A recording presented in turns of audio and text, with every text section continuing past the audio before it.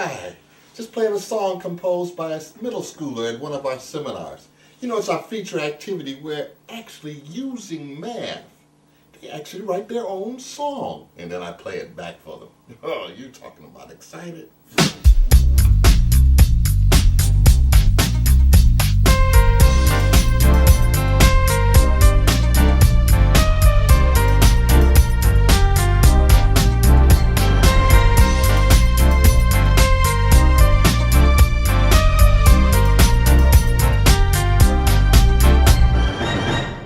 I'm sitting in a hair salon and they start to play some of my music, and of course a parent comes over and asks me, could you give my son some lessons about music wants to start?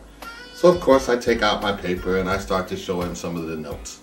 So I start with the whole notes and I show him some half notes, quarter notes, 8 notes, 16th notes. And then I noticed that everything he was telling the student had to do with math. In fact, it had to do with fractions. And I was amazed at how much math there was in that little bit of time that we sat there and looked at the musical notes and talked about the notes. I proceeded to show the student the 4/4 time signature, whereas 4 beats to the measure represents the top 4 and the bottom 4 means that the quarter note gets the beat.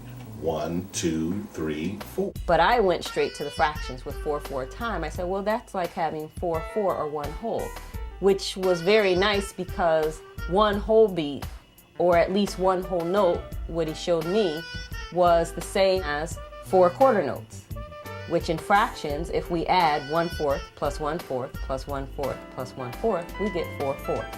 So I began to notice that we could really make a nice connection in mathematics in a classroom, not just teaching students music, but also in a mathematics classroom.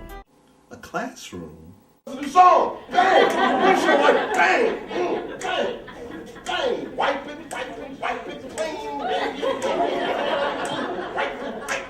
I gotta draw them in. Draw it in. I did a workshop at the Associated Teachers of Mathematics in Connecticut, and there we did a workshop with about 75 practicing teachers, all grade levels. It was very interesting. It made connections to math and music for the teachers. They were able to leave out of there having learned how to write music, having written their own 4-bar song. They were so excited, and they could not believe that in just 75 minutes we were able to show them how to read the music, how to connect it to math.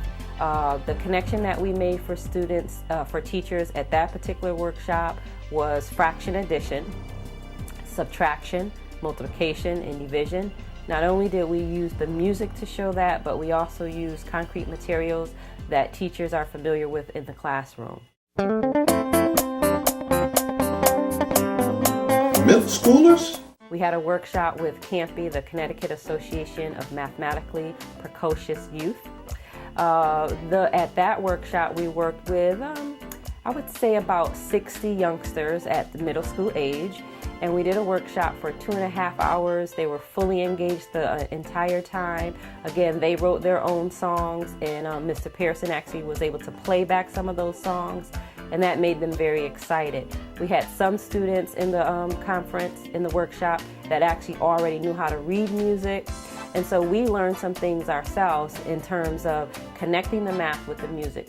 We could look at it from a fraction standpoint and a mathematical standpoint, but we could also look at it from a number of beats standpoint. We were able to make that connection and help students to see that math is really relevant in their everyday lives, especially in the popular music that they listen to. Who is this girl here? That's who?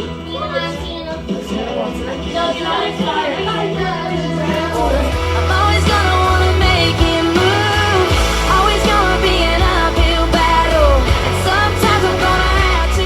If I can show you how to take your favorite song and turn that into math, by which you can pass these math tests that she's going to give you along the way, would that help you out? Yeah. That would make a lot of sense then, right? The math and music curriculum is taking off. We're starting with fractions, but we'll be moving on to ratios and proportions, and at some point percents, and then geometric transformation.